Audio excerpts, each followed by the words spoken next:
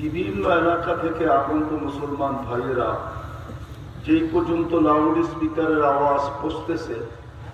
যদি শোনার মতো সুযোগ থাকে তো পর্দার অন্তরালে মা ও বোনেরা